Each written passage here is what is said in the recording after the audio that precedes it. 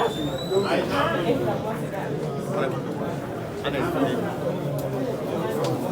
Charlie. We have been missing each other up and down. My boss.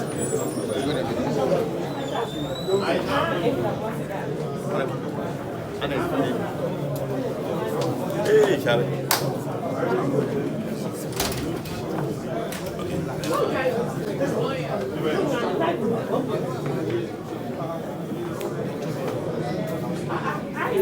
So, Minister.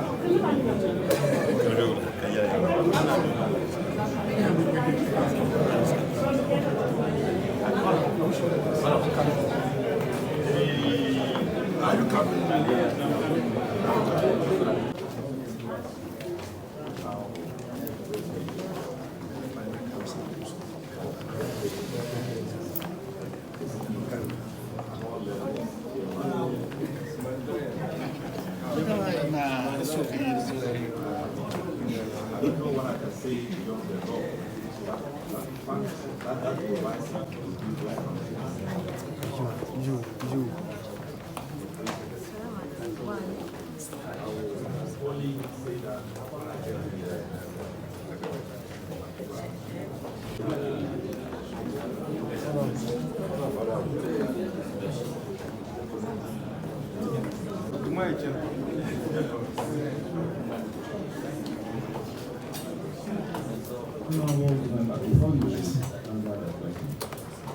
Our neighbor law has a provision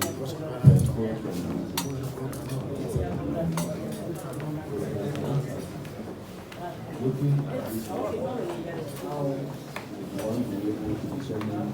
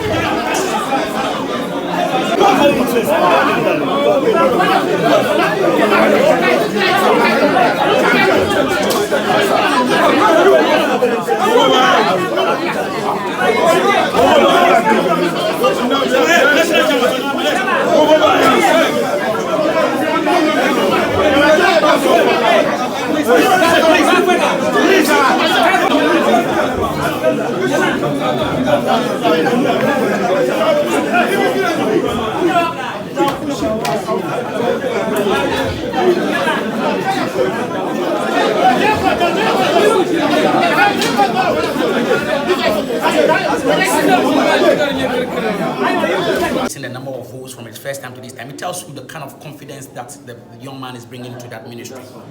Personally himself, he's a man of astute character, a character that is well deserving, and I'm sure that he'll be able to relate well with the people, the ministry, the chief executives, of the chief directors, and all the people at the ministry. He has that character, he has a good relationship with people. I'm sure that he will use that technique to be able to, further make the ministry better. But the ministry itself is a technical place anyway, and I'm sure that I would expect that he should consult more than he expects to be the minister. The minister is just an evaluation officer at the ministry. He's supposed to supervise everything that is at the ministry. So I will urge my brother, as talented as that brilliant as is, to consult at the ministry, find out exactly things that are there, and to be able to use teamwork. Teamwork exactly will make him perform better. And I'm confident that Murtala has been given the right place, and inshallah he'll be able to deliver very well the promises of His Excellency John Dramani Mahama, resetting Ghana and building the Ghana of all want. He is one minister that is tipped to stay long with the vetting committee. Some say he's outspoken. During the campaign, he actually said things that people have the view that the House vetting committee would pin him down. Are you hoping that he will dazzle in front of this committee? I think this is not a committee for victimization. It's not a committee set to victimize people. It's a committee set to understand that whether the individual appointed has the capacity to be able to handle that ministry. So I believe that these are hearsays. The committee should not be a victimization committee. It should be a committee of testing the knowledge, testing the understanding of the individual that is put at the place. So I don't think that many members of the committee would want to do that. Anyone who does that through mischief, I think that is not doing the good people of this country a good service, because I think that this is not a period for victimization. This is not a period for retaliation. It is a period for us to contribute our understanding of issues. It's a period for us to put our ideas together to be able to build the Ghana we all want. So I think that it could be a hearsay, but the committee would have to do the thorough job to understand that you have the in-depth knowledge of the ministry you are going to. So I think that it's a very good committee, and I don't think that many members of the committee would not be throwing down the hearsays of Ghanaian citizens. Anyone who does that is not doing the good service. It's not doing a good service to the people of this country. All right. Now, very finally, before we let you go, there's this issue of a lady who happens to be a chief executive who actually had said things about the vetting committee. The education minister seemed to have reprimanded and asked that this lady issues an apology, a formal one for that matter, to this member of the committee. The internet is buzzing. Some of the view that Honorable Haruna Idris shouldn't have gone that line. And some are saying, oh, it's simply just asking the lady to apologize to an honorable member of parliament and also a member of the vetting committee. What is your holistic view on this issue? Indeed, I was not in parliament that day like I'm here today, so I will not be able to tell the positive factor that led to the woman, in our outburst. But I think that it is important on us that we are a country of morality. And I don't think that what Honorable Haruna Idris said is wrong, because indeed, if I have heard the woman, and I've heard the woman's side of the story, to use words like silly, and I think that it's not a Ghanaian, it's not of our culture, it's not of a good behavior to us. So I believe that it could be out of anger. We might not know what the the MP had done to her, but I think that as a woman, I expect that in the society, that kind of good behavior must be there.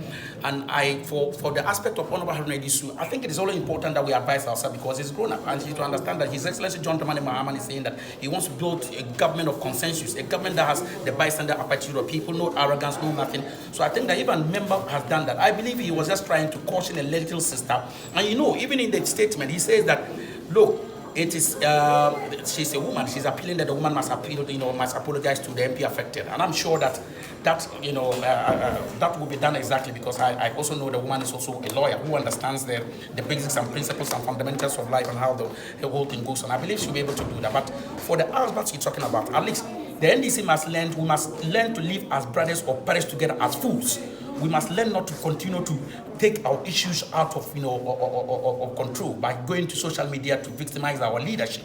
I don't see any of the statement the leader, Honorable Haruna Idris, made to be wrong, because he was only cautioning the young lady to be able to leave, to apologize, and that would be the end of the story. We have seen, Oliver Voma, who appeared before the committee, wrote a statement, but what did you finally apologize? Apology doesn't make somebody small or make you bigger or reduce your status. What is important is that it makes you rather look good in the face of people, to understand that against all odds, you are able to submit yourself to the principles and virtues of life. That's what I think. So you think she should apologize? I think that she should apologize, but I also think, as a matter of fact, that the issue must be investigated to understand thoroughly as to what Honorable ANNOH-DOMPREH has said to the young lady, irritating her to say the same.